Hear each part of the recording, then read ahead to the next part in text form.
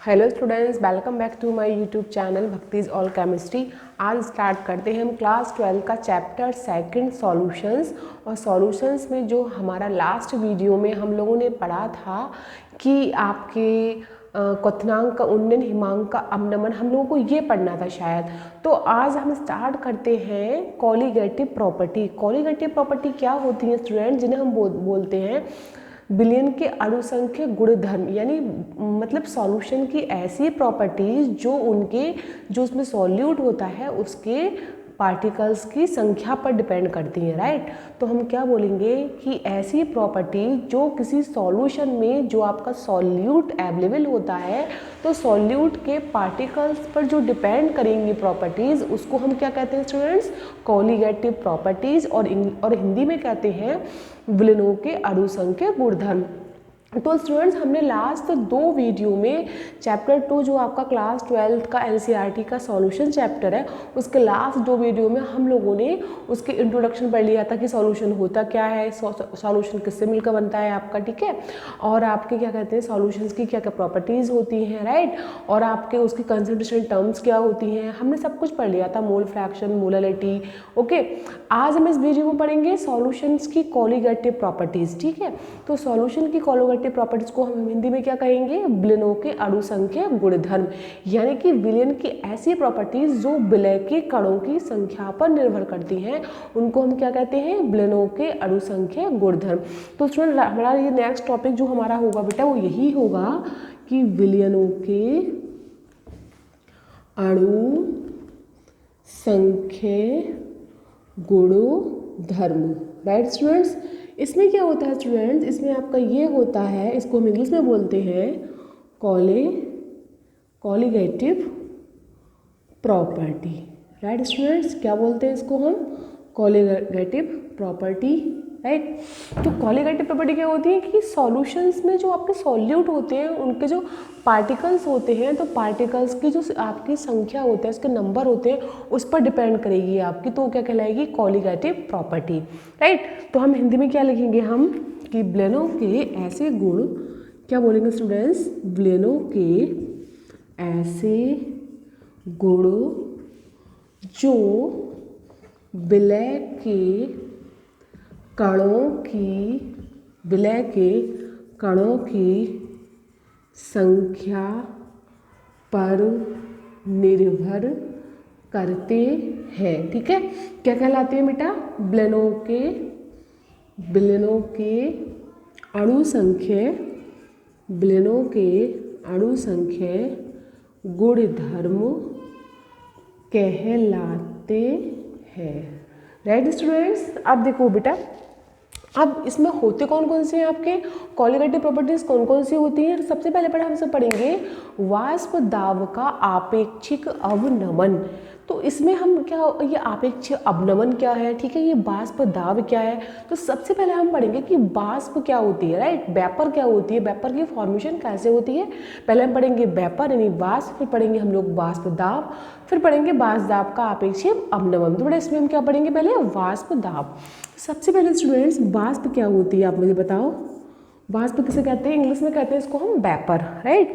बेटा वाष्प क्या होती है, जब किसी आप द्रव को गर्म करते हो, आपने कोई लिक्विड लिया उसको गर्म किया, ठीक है, जब किसी द्रव को आप गर्म करते हो तो जो द्रव के आपके अणु होते हैं वो अपनी द्रव अवस्था को छोड़कर, ठीक है, जो अपनी द्रव अवस्था को छोड़कर अपनी किस में चले जाते हैं, आपकी गैस अवस्था में चले जाते हैं, राइट, गैस अवस्था में चले जाते हैं। तो इस प्रोसेस को ही हम क्या कहते हैं, वाष्प कहते हैं। क्या कहते हैं, वाष्प। तो हमसे क्या डालेंगे कि जब किसी द्रव को गर्म करते हैं तो द्रव के अणु अपनी अवस्था को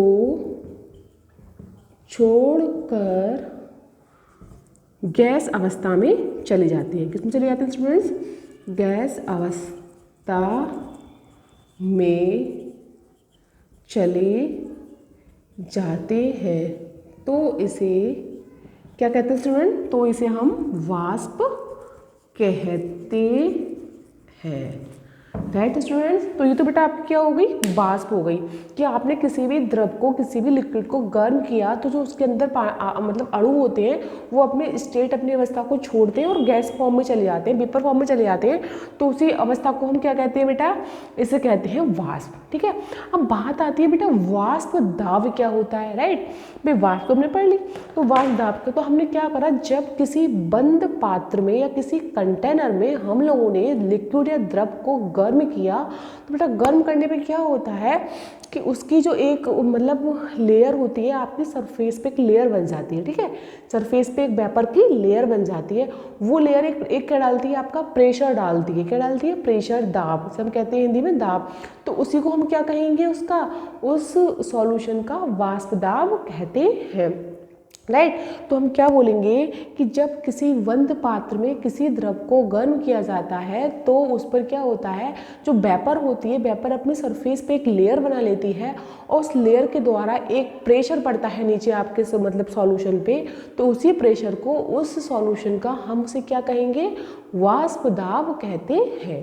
तो बेटा इसकी डेफिनेशन कैसे लिखेंगे हम लोग, वाष्प दाब की, ये तो वाष्प हो गई। नेक्स्ट हम लोगों की आई वाष्प दाब। ठीक है, और उसमें बेटा इस कंडीशन में क्या होती है, एक आपकी इक्विलिब्रियम स्टेट क्रिएट हो जाती है, यानी एक आपकी साम्य अवस्था क्रिएट हो जाती है। क्या क्रिएट हो जाती है बेटा, आपकी एक साम्य अवस्था। राइट स्टूडेंट्स, तो हम क्या देखेंगे इसमें, तो हम डालेंगे इसमें हेडिंग वाष्प दाब। तो वाष्प दाब क्या होता है बेटा, जब किसी बंद पात्र में किसी द्रव को गर्म किया जाता है तो क्या होता है बेटा, तो कुछ समय बाद, पहले तो क्या होता है, तो कुछ समय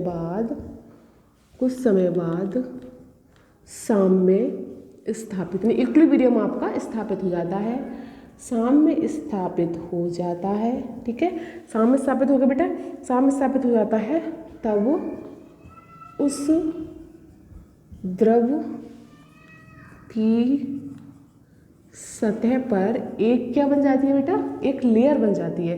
क्या बन जाती है, द्रव की सतह पर एक लेयर बनती है, तो एक लेयर बन जाती है। ठीक है, लेयर बन जाती है। ठीक है, तो क्या होता है, तो इस सतह पर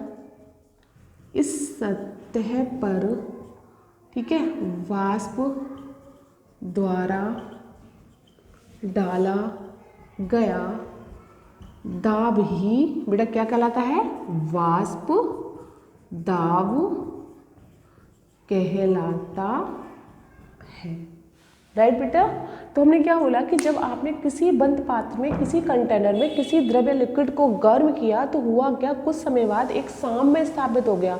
साम्य क्या होता है, इक्विलिब्रियम। तो साम्य स्थापित हो गया तो द्रव की सतह पे एक लेयर बन गई और उस लेयर के द्वारा जो वेपर की लेयर थी उसने एक दाब डाला सॉल्यूशन के ऊपर, तो उसी दाब को हम क्या कहेंगे, उस सतह पर वाष्प द्वारा डाला गया दाब ही वाष्प दाब कहलाता है। तो स्टूडेंट ये तो हमारा हो गया वाष्प दाब। बेटा बात आती है कि वाष्प दाब का, हम लोग पढ़ेंगे वाष्प दाब का आपेक्षिक अवनमन। अवनमन का मतलब होता है कि जो वाष्प दाब होते हैं उनमें क्या डिफरेंस होता है। फिर वाष्प दाब आपका विलयन का भी होगा और विलायक का होगा। ठीक है, तो दोनों का जो डिफरेंस निकल के आएगा वो क्या होगा, आपका अवनमन होगा। अवनमन का मतलब कि विलायक और विलयन का जो वाष्प दाब का डिफरेंस होगा वो हमारा क्या कहलाएगा, अवनमन। तो नेक्स्ट टॉपिक है हमारा वाष्प दाब का आपेक्षिक अवनमन। तो ये क्या होता है बेटा, सबसे पहले हम देखेंगे कि विलेय और विलायक में किसका वाष्प दाब ज़्यादा होगा स्टूडेंट्स। राइट, तो बेटा आपके अकॉर्डिंग किसका ज़्यादा होगा, तो सबसे पहले हम देखेंगे कि विलायक का वाष्प दाब क्या होगा बेटा, ज़्यादा होगा। क्यों, क्योंकि विलायक आपका शुद्ध होगा, विलायक में कुछ आपकी इम्प्योरिटीज नहीं होगी, विलायक में कुछ आप ऐड नहीं करोगे। तो सबसे पहले बात आती है कि हम डालेंगे नेक्स्ट हेडिंग वाष्प दाब का आपेक्षिक अवनमन।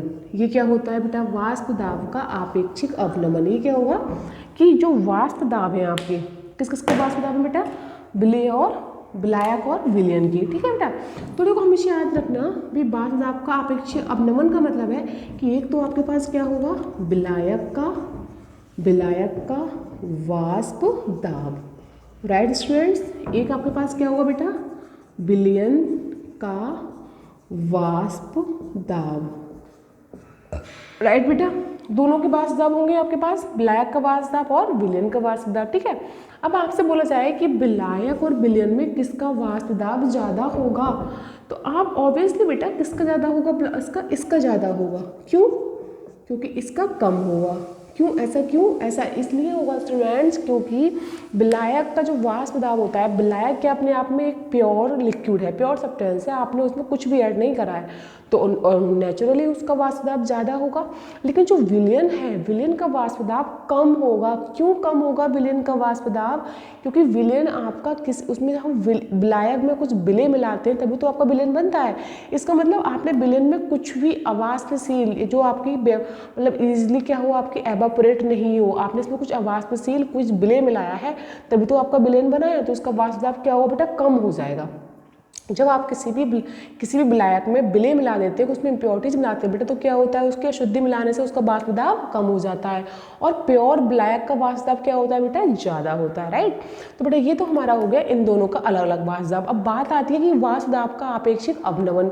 आपेक्षिक अवनमन का मतलब होता है, अवनमन का मतलब क्या है, इस चीज़ का मतलब यहाँ पर ये है कि इन दोनों का जो डिफरेंस होगा, विलायक का वाष्प दाब और विलयन का वाष्प दाब, दोनों का जो डिफरेंस होगा, दोनों का डिफरेंस ही हमारा क्या कहलाता है, अवनमन कहलाता है। राइट स्टूडेंट्स, तो हम क्या बोलेंगे बेटा इसमें कि जब हम क्या कहते हैं, जब किसी विलायक का वाष्प दाब किसी विलयन के वाष्प दाब से अधिक होता है, तो जो विलायक और विलयन के वाष्प दाब का अंतर होता है, डिफरेंस होता है, उसे हम कहते हैं वाष्प दाब का अवनमन। ठीक है, तो हम इसमें क्या डालेंगे बेटा, तो हम लिखेंगे, हम यहाँ पे लिखेंगे कि विलायकों के वाष्प दाब विलयनों के वाष्प दाब से सदैव ज़्यादा होते हैं, क्योंकि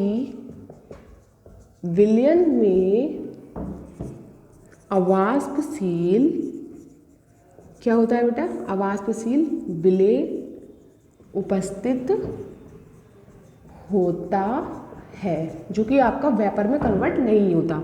ब्लैकों के वाष्प दाब विलयनों के वाष्प दाब से सदैव ज़्यादा होते हैं, क्योंकि विलयन में अवाष्पशील विलय उपस्थित होते हैं, जो कि आपके इजीली वेपर में कन्वर्ट नहीं होते, मतलब उसमें अशुद्धि की फॉर्म में होते हैं, इसलिए इनके वाष्प दाब क्या होते हैं, कम होते हैं, और ब्लैक के वाष्प दाब क्या होते हैं बेटा, ज़्यादा होते हैं। ठीक है, अब हम क्या करेंगे, क्योंकि अब तो जो वाष्प दाब का अंतर क्या है आपका, ब्लैक का वाष्प दाब ज़्यादा है, विलयन का वाष्प दाब कम है, दोनों में कुछ ना कुछ अंतर आएगा, तो हम क्या बोलेंगे कि वाष्प दाब के इस अंतर को ही वाष्प दाब का अवनमन कहते हैं। राइट स्टूडेंट्स, इसी को क्या कहते हैं, हम वाष्प दाब का अवनमन कहते हैं। ठीक है बेटा, तो अब बेटा अब बात आती है कि आपेक्षिक अवनमन किसे कहते हैं, तो आपेक्षिक, अब मान सपोज बेटा हमने माना कि आपेक्षिक, अब यहाँ पे हम मानते हैं कि आपेक्षिक की जब बात आती है तो आपेक्षिक का मतलब होता है कि जो वाष्प दाब का अवनमन होगा, तो मतलब जो डिफरेंस होगा दोनों का, और आपके विलायक का वाष्प दाब, उन दोनों के अनुपात को ही हम क्या बोलेंगे, वाष्प दाब का आपेक्षिक अवनमन। यानी कि आप क्या लिखेंगे, किसी विलयन के वाष्प दाब के अवनमन, किसी विलयन के विलयन होगा आपके पास, तो आपका वाष्प दाब का अवनमन क्या होगा, दोनों का डिफरेंस, दोनों वाष्प दाब का डिफरेंस हो गया, तो किसी विलयन के वाष्प दाब अवनमन, वाष्प दाब अवनमन और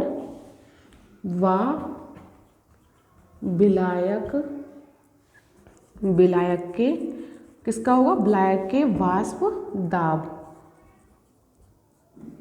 मतलब वाष्प दाब किसी विलायक के वाष्प दाब के अनुपात।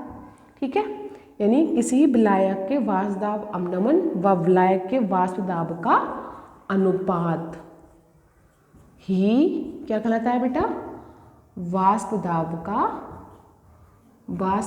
का आपेक्षिक अवनमन कहलाता है। वाष्प दाब का आपेक्षिक, यहाँ पर लिखते हैं इसको हम, वाष्प दाब का आपेक्षिक अवनमन कहलाता कहलाता है।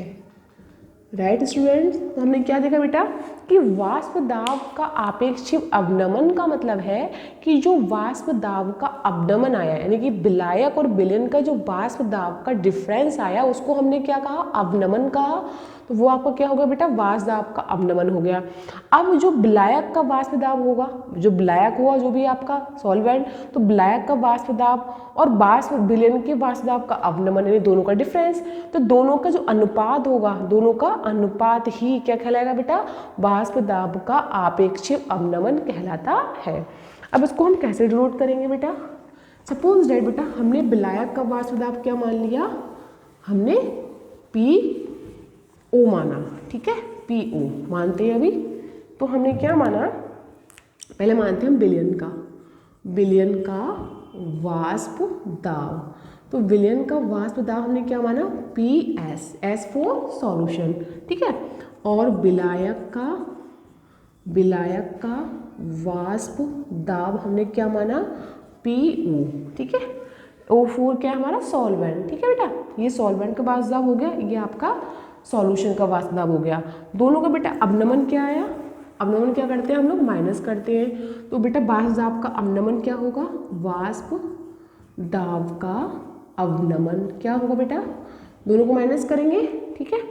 किससे करेंगे, P0 माइनस PS, बिल्कुल राइट। तो हमने क्या करा, इसमें से ये घटा दिया, क्योंकि हमें पता है, अब हमें पता है कि हम ज़्यादा में से कम माइनस करते हैं, तो इन दोनों में किसका वाष्प दाब ज़्यादा होगा, ब्लैक का वाष्प दाब ज़्यादा होगा, क्योंकि ब्लैक क्या आपका प्योर है, और विलेन का वाष्प दाब क्या होगा, कम होगा, क्योंकि विलेन में क्या मिला है आपका, बिले मिला हुआ है, तो ये क्या है आपका इम्प्योर है, ठीक है। तो जो ज़्यादा होता है उसमें से माइनस करते हैं, तो इसमें यहाँ पर किसका वैल्यू ज़्यादा है, ब्लैक का वाष्प दाब ज़्यादा होता है, किससे, विलेन से। तो किसमें माइनस करेंगे, P0 माइनस PS। ये बेटा हमारा अवनमन आ गया। बट इसको हम लिख सकते हैं, या इन दोनों डिफरेंस को हम क्या लिख सकते हैं, डिफरेंस को डेल्टा P, राइट बेटा।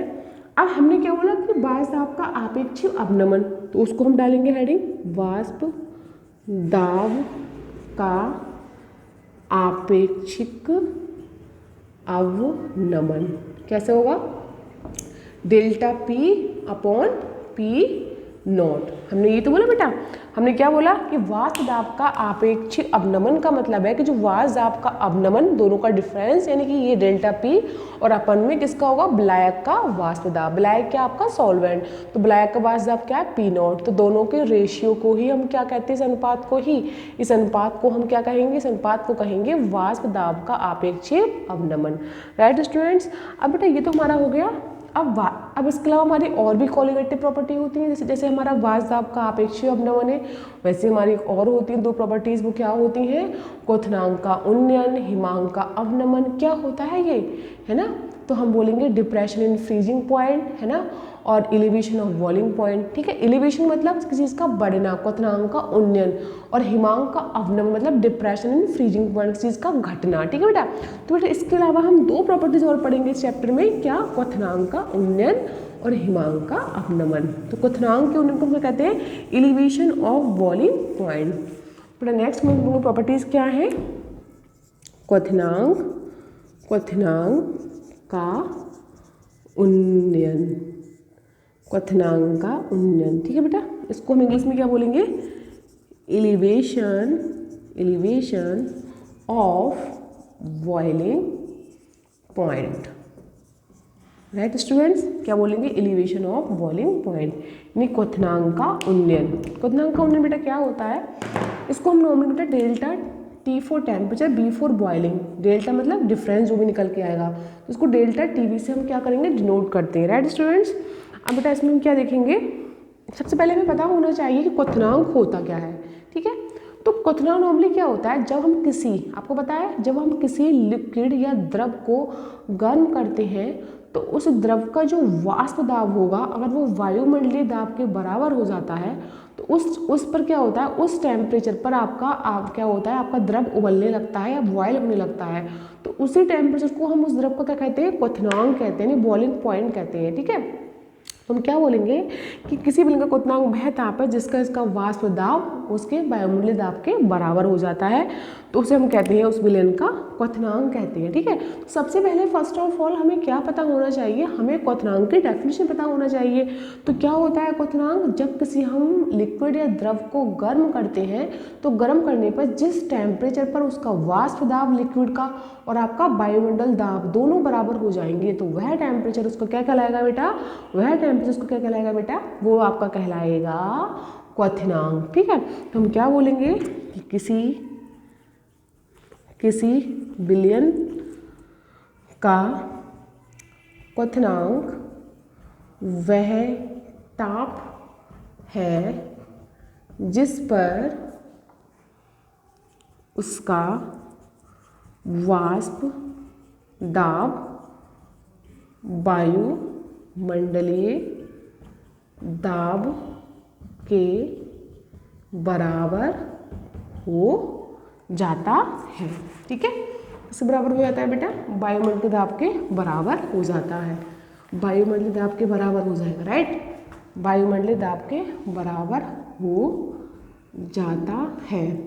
क्या कहलाता है बेटा, क्वथनांक कहलाता है, राइट स्टूडेंट्स, क्या कहलाता है बेटा, आपका क्वथनांक कहलाता है। ठीक है, अब बात आती है कि क्वथनांक का उन्नयन पढ़ना है। उन्नयन का मतलब कि जो आपका क्या होगा, मतलब उन्नयन मतलब ज़्यादा होगा आपका क्वथनांक। ठीक है, तो उन्नयन मतलब यहाँ पे क्वथनांक में क्या हो रहा है, आपका इंक्रीमेंट हो रहा है, उन्नयन हो रहा है मतलब। ठीक है, तो इसमें हम दो चीज़ लेंगे, एक आपका विलायक, एक लेंगे हम लोग विलयन। विलायक क्या होता है, सॉल्वेंट, विलयन क्या होता है, सॉल्यूशन। ठीक है, दोनों के क्वथनांक यहाँ पे हम चेक करते हैं कि भाई ये बताइए कि विलायक का क्वथनांक ज़्यादा होगा या विलयन का।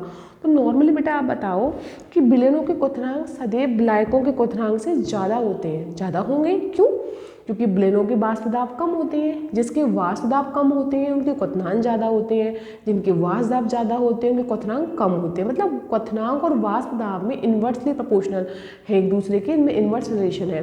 तो हम क्या बोलेंगे कि नॉर्मल विलायक और विलयन की बात हम करें तो बेटा विलयन के क्वथनांक ज़्यादा होंगे, क्यों, क्योंकि हम नॉर्मली देखते हैं, हम नॉर्मल जो हमारा वाटर होता है, हमारा एक प्योर वाटर होता है बेटा, तो प्योर वाटर का हमारा जो बॉइलिंग पॉइंट होता है वो कितना होता है, 100 डिग्री सेल्सियस होता है। यदि हम उसमें कोई अशुद्धि मिला दें या हम नॉर्मल वाटर की जगह हम हैवी वाटर ले लें, D2O भारी जल, तो उसका क्वथनांक क्या होता है बेटा, उसका टेम्परेचर बढ़ जाता है, जो 100 से क्या हो जाता है 101 समथिंग हो जाता है, राइट। तो हम जब किसी भी वाटर में अशुद्धि मिलाते हैं तो उसका बॉइलिंग पॉइंट बढ़ जाता है। तो नॉर्मली बेटा विलयन का जो बॉइलिंग पॉइंट होगा वो ज़्यादा होगा, क्योंकि विलयन में आपका क्या मिले हुए हैं, विलय के पार्टिकल मिले हुए हैं। जब विलयन में आपके सॉल्यूट के या विलय के पार्टिकल्स ऐड किए हुए हैं तो उसमें कुछ ना कुछ थोड़ी अशुद्धि होगी, तो उसका बॉइलिंग पॉइंट क्या होगा, ज़्यादा होगा। तो हम यहाँ पे क्या लिखेंगे कि विलयन का क्वथनांक विलय के क्वथनांक से हमेशा ज़्यादा होता है। तो हम क्या लिखेंगे यहाँ पर बेटा, क्या लिखेंगे कि विलयन का क्वथनांक, हम लिखेंगे विलयन का क्वथनांक, ठीक है, विलायक के क्वथनांक से हमेशा ज़्यादा होता है, यानी विलयन का क्वथनांक विलायक के क्वथनांक से हमेशा ज़्यादा होता है, क्योंकि बेटा विलयन का वाष्प दाब क्या होता है बेटा, कम होता है। बेटा हमने पढ़ा था ना पीछे कि विलयन का वाष्प दाब कम होगा, विलायक का वाष्प दाब ज़्यादा होगा। तो विलयन का वाष्प दाब कम होगा तो विलयन का क्वथनांक क्या होगा बेटा, ज़्यादा होगा। ठीक है, हमेशा ज़्यादा होगा। ठीक है, क्योंकि वाष्प दाब और क्वथनांक का आपस में इन्वर्सली प्रोपोर्शनल है दोनों, इनका रिलेशन क्या है, इन्वर्स है। ठीक है, जिसका वाष्प दाब कम होगा उसका क्वथनांक ज़्यादा होगा, जिसका वाष्प दाब ज़्यादा होगा उसका क्वथनांक कम होगा, राइट स्टूडेंट्स। तो हमने क्या देखा कि विलयन का क्वथनांक विलायक के क्वथनांक से हमेशा ज़्यादा होता है, क्योंकि विलयन का वाष्प दाब कम होता है। तो बेटा क्वथनांक इसलिए इन्हें अधिक कर्म करते हैं हम लोग, तो क्वथनांकों का ये अंतर ही क्या कहलाता है बेटा, आपका क्वथनांक का उन्नयंक कहलाता है। क्वथनांक का उन्नयन कहलाता है, राइट स्टूडेंट्स, क्वथनांक का उन्नयन कहलाता है। राइट बेटा। अब बेटा इसमें बात आती है क्वथनांक का उन्नयन कहलाता है। तो चूंकि ये हमारा क्वथनांक क्या है बेटा, एक अणुसंख्य कॉलिगेटिव प्रॉपर्टी है। कैसी है आपकी? कॉलिगेटिव प्रॉपर्टी है। तो ये किसके समानुपाती होती है? जितनी भी कॉलिगेटिव प्रॉपर्टी होती है बेटा वो आपकी क्या होती है बेटा, ये आपके मोललता के समानुपाती होती है। तो हम क्या बोलेंगे? क्वथनांक क्या है बेटा? क्वथनांक उन्नयन।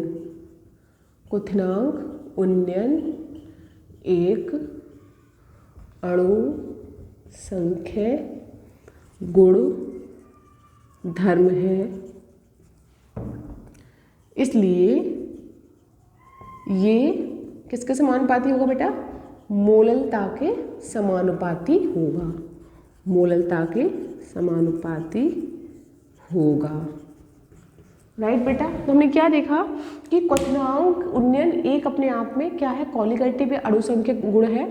तो जो हमेशा किसके समानुपाती होगा? मोललता के समानुपाती। ठीक है। तो बेटा सूत्र क्या बनेगा? क्वथनांक का उन्नयन क्या है? हम शो करते हैं इसको डेल्टा टी बी। डेल्टा मतलब डिफरेंस टेम्परेचर का, T for temperature, B for boiling point. किसके समानुपाती होगा? एम। एम फॉर क्या है पे? मोललता। अभी भी लिखा था किसमें? तो मोललता के समानुपाती एम हो गया। बेटा साइन को हटाएंगे तो हमारा क्या आएगा यहाँ पे? के भी आएगा।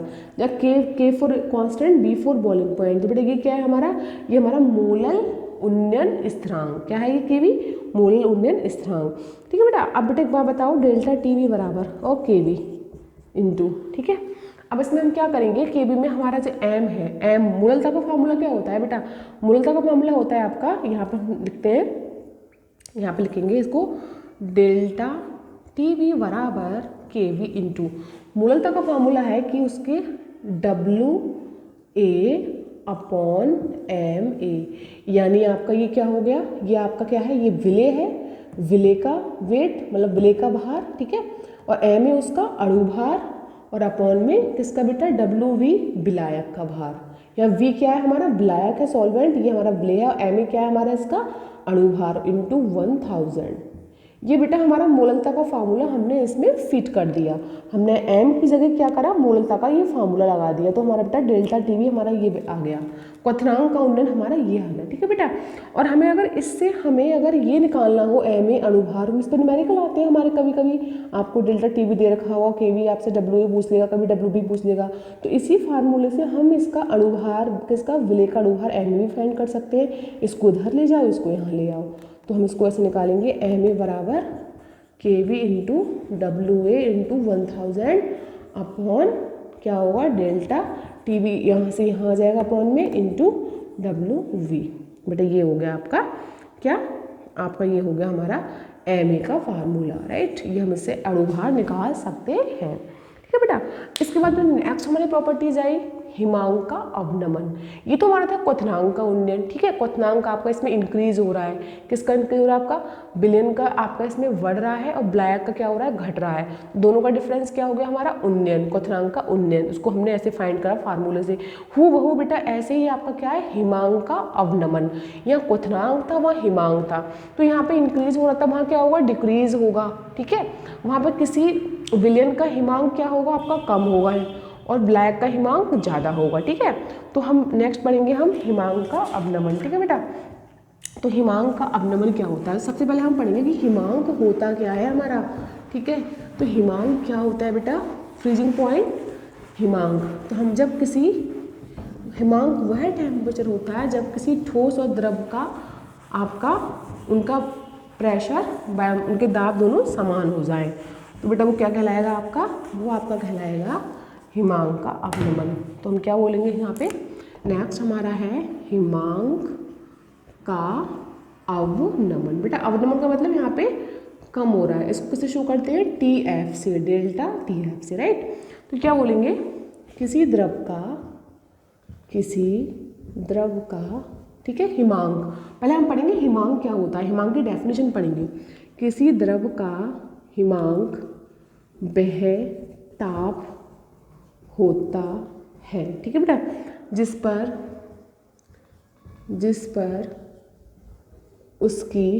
पर उसकी ठोस तथा द्रव दोनों अवस्थाएं बेटा क्या हो जाती हैं?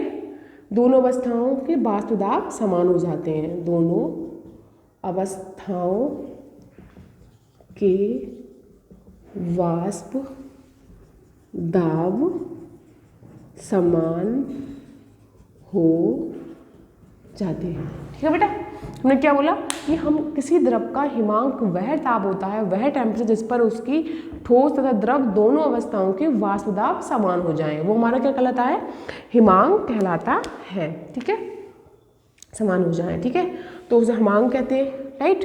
जैसे हमने क्वथनांक की पढ़ी थी डेफिनेशन, वैसे हम यहाँ पे हिमांक की पढ़ेंगे डेफिनेशन। ठीक है, क्वथनांक में क्या आता है कि उसको वायुमंडल दाब वाष्प दाब दोनों बराबर हो जाए, इसमें क्या है दोनों अवस्थाओं के वाष्प दाब समान हो जाए, क्या कहलाता है, हिमांक का अवनमन कहलाता है। ठीक है बेटा, याद रखना कि विलायकों के हिमांक सदैव विलयनों के हिमांक से ज़्यादा होते हैं, क्योंकि हिमांक और वाष्प दाब दोनों का रिलेशन बिल्कुल डायरेक्टली प्रोपोर्शनल है। देखो वाष्प दाब आपके विलायक के ज़्यादा थे तो आपका हिमांक भी क्या होगा, विलायक का ज़्यादा होगा। वाष्प दाब विलयन के कम थे तो बेटा आपका हिमांक विलयन का क्या होगा, कम होगा। तो हम क्या लिखेंगे, तो हम लिखेंगे नेक्स्ट लाइन में कि विलायकों के हिमांक हमेशा विलयनों के हिमांक से ज़्यादा होते हैं।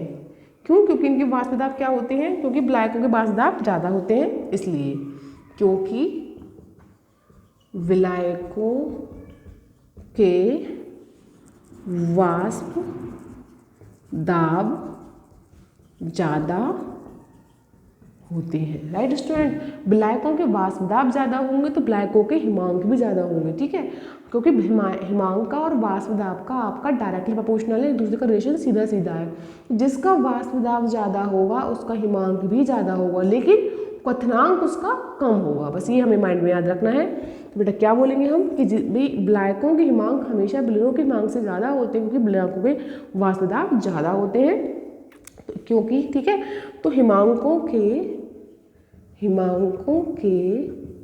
इस अंतर को ही हिमांक का अवनमन कहते हैं। इसको किससे डिनोट करते हैं बेटा, इसको डेल्टा TF से शो करते हैं। राइट बेटा, समझ में आ गया आपका। जैसे आपने क्वथनांक का उन्नयन पढ़ा वैसे ही आपका हिमांक का अवनमन है। बस वहाँ पर क्या था बेटा, वहाँ पर डेल्टा T भी था, डेल्टा TF है। ठीक है, अब इसको किससे डिनोट करते हैं हम। अच्छा ये बेटा ये भी क्या है, हमारी एक कॉलीगेटिव प्रॉपर्टी है, ये भी किसके समानुपाती होगी, आपकी मोललता के समानुपाती होगी। तो इसमें क्या लिखेंगे हम कि ये भी हमारी क्या है, कॉलीगेटिव प्रॉपर्टी है तो मोललता के समानुपाती होगी। तो डेल्टा TF समानुपाती मोललता। ठीक है, वो भी मोललता के समानुपाती था क्वथनांक का उन्नयन, और ये भी, क्योंकि दोनों क्या है हमारी अणुसंख्या गुणधर्म है। जितने भी अणुसंख्या गुणधर्म होते हैं वो आपके मोललता के समानुपाती होते हैं।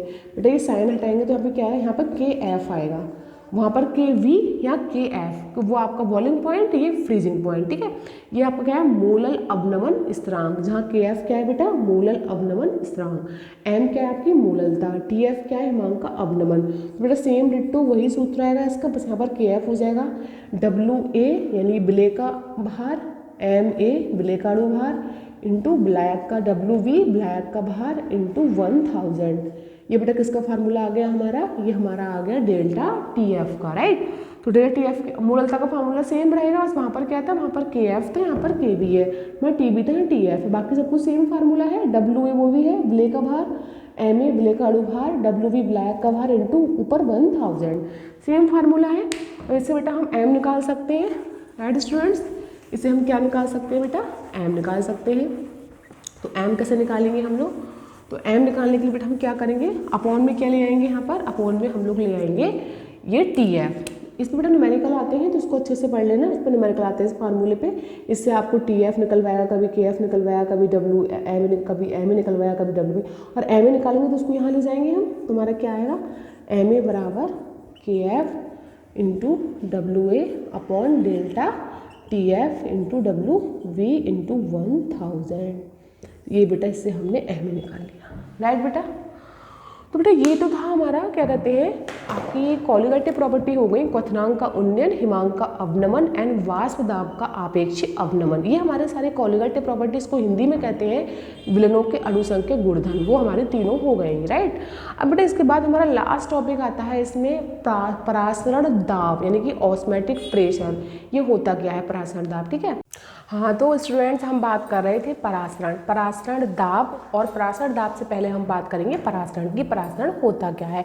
तो स्टूडेंट परासरण ऑस्मोसिस कहते हैं इसको हम नॉर्मली इंग्लिश में। तो ऑस्मोसिस क्या होता है, तो ये एक आपकी अर्धपारगम्य झिल्ली के द्वारा होता है, जिसको हम इंग्लिश में कहते हैं सेमी परमीएबल मेम्ब्रेन।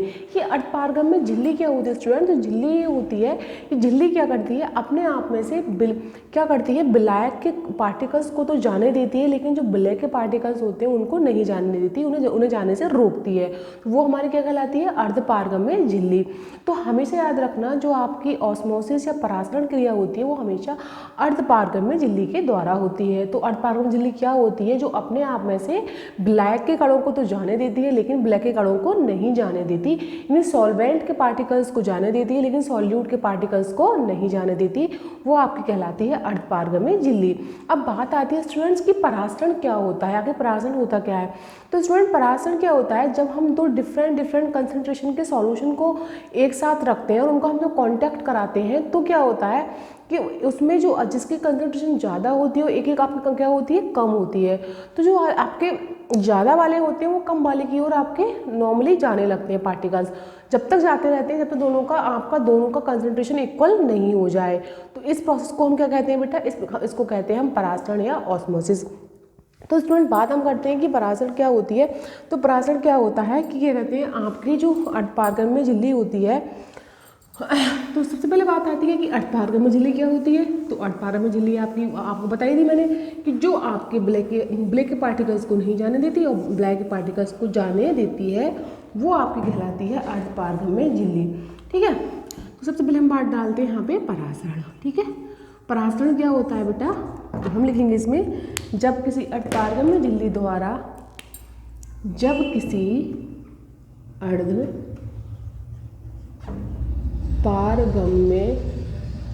अर्धपारगम्य झिल्ली द्वारा, ठीक है बेटा, विलायक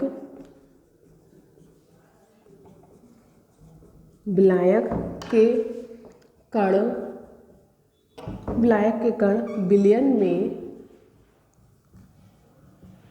प्रवेश कर जाते हैं। जब किसी अर्धपारगम्य झिल्ली द्वारा विलायक के कण विलयन में प्रवेश कर जाते हैं तो ये क्रिया परासरण कहलाती है बेटा। बात समझ में आ गई। सबसे पहले हमने क्या पढ़ा कि परासरण के लिए आपके अर्धपारगम्य झिल्ली क्या होती है हमें वो पता होना चाहिए। तो अर्धपारगम्य झिल्ली क्या होती है कि वो अपने अंदर से ब्लैक के कणों को तो जाने देती है लेकिन ब्लैक के कणों को नहीं जाने देती, तो वो आपकी कहलाती है अर्धपारगम्य झिल्ली।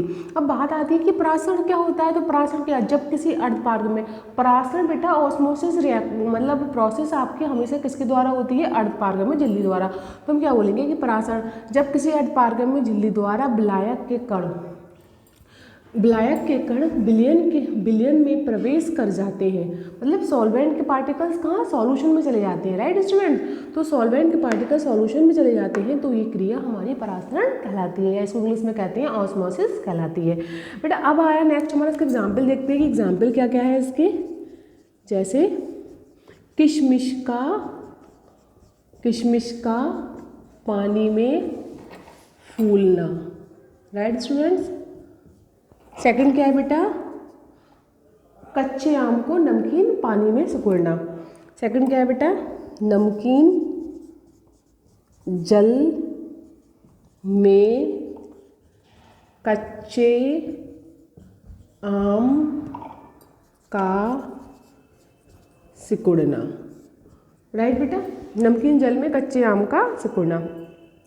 ये बेटा हमारा क्या हो गया, इसके एग्जाम्पल हो गए इस प्रोसेस के, परासरण के या ऑस्मोसिस के। ठीक है बेटा, अब बात आती है परासरण दाब क्या है। ठीक है बेटा, तो परासरण दाब क्या है, देखिए जब किसी भी आपने देखा किसी भी सॉल्यूशन में आपकी परासरण क्रिया हुई, यानी आपके इसमें ऑस्मोसिस क्रिया हुई, राइट। तो बेटा ऑस्मोसिस क्रिया में आपने क्या देखा कि जो आपके जब परासरण की क्रिया होने से जो सॉल्यूशन की हाइट थी इंक्रीज हो गई, मतलब उसकी ऊंचाई बढ़ गई। ठीक है, तो ऊंचाई बढ़ गई तो फिर क्या होगा, तो पुनः तो विलयन क्या करेगा, पुनः उसी तल पर लाने के लिए उस विलयन पर दाब डाला जाएगा। मतलब क्या, कोई ये आपका कंटेनर है, ठीक है बेटा, इसमें परासरण की वजह से क्या हो गई, इसकी ऊंचाई इंक्रीज हो गई थी यहाँ पर और बढ़ के पहुँच गई यहाँ। ठीक है बेटा, तो हमने क्या देखा कि परासरण दाब क्या होता है बेटा, तो परासरण दाब में ये होगा कि हाँ, जब परासरण की क्रिया से किसी विलयन की ऊंचाई, ठीक है बेटा, परासरण की क्रिया से किसी विलयन की ऊंचाई बढ़ जाती है, ऊंचाई बढ़ जाती है, तो विलयन को पुनः उसी तल पर लाने के लिए, यानी विलयन को दोबारा उसी पोजीशन में लाने के लिए उस विलयन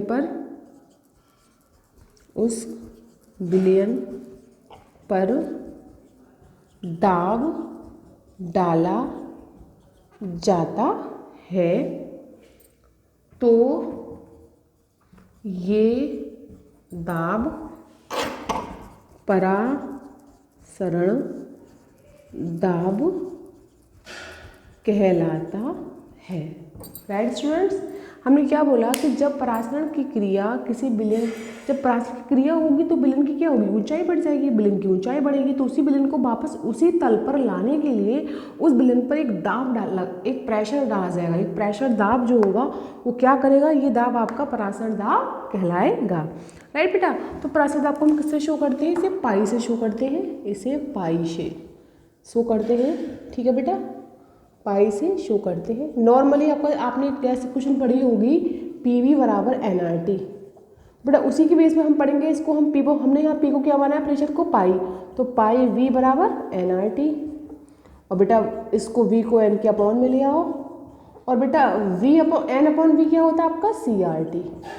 ठीक है, तो बेटा पाई बराबर CRT, ये हमारा आ गया परासरण दाब का फार्मूला। कभी कभी इस पर हम न्यूमेरिकल भी आ सकते हैं एग्जाम में, जहाँ पाई क्या है आपका परासरण दाब, C क्या है कंसंट्रेशन, R क्या है गैस कांस्टेंट, T क्या है आपका टेम्परेचर। राइट, तो बेटा हम ये भी कर सकते हैं यहाँ पे। ठीक है, और इसको हम N की जगह यहाँ पे ये भी कर सकते हैं, इसको शॉर्ट में पाई बराबर N की जगह हम लिख सकते हैं, हम जानते हैं W/M होता है N की जगह RT, और इसका V अपॉन में आ गया। राइट, तो पाई बराबर ये भी हो सकता है W/M RT, तो हमारा ये भी हो सकता है बेटा इसकी जगह पे। ठीक है, तो इस पर हम न्यूमेरिकल कर सकते हैं। तो बेटा परासरण दाब में हमने क्या पढ़ा, ये परासरण क्या है, परासरण दाब क्या है, परासरण का फार्मूला क्या है, इसको पाई से शो करते हैं। और नॉर्मली हम गैस समीकरण PV बराबर nRT यूज़ करते हैं, तो हमने P की जगह हमने यहाँ क्या पाई मान लिया, तो pi V equal to nRT, V आपके अपॉन में आ गया, N अपॉन V बेटा आपका होता है C क्या है आपकी विलयन की कंसंट्रेशन, ठीक है, R क्या है गैस कांस्टेंट, T टेम्परेचर, पाई क्या है आपका ऑस्मेटिक प्रेशर यानी परासरण दाब। तो इस वाले बेटा फार्मूले से हम इस पर न्यूमेरिकल भी कर सकते हैं। तो स्टूडेंट्स ये चैप्टर हमारा जो क्लास 12 का चैप्टर सेकंड सॉल्यूशन था वो आज हमारा फिनिश होता है। और अब आपको मैं नेक्स्ट वीडियो में एक न्यू चैप्टर के साथ, न्यू टॉपिक के साथ मिलूंगी। आज के लिए इतना ही काफ़ी है, मिलेंगे नेक्स्ट वीडियो में। Thank you. Hello student, thanks for watching this video. And इस वीडियो में आपको जो भी कोई क्वेरी क्वेश्चंस अगर डाउट है तो आप मेरे से कमेंट सेक्शन में पूछ सकते हैं। और स्टूडेंट्स आप मेरी इस वीडियोस को ज़्यादा से ज़्यादा शेयर करें, लाइक करें एंड मेरे चैनल को सब्सक्राइब करें। Thank you.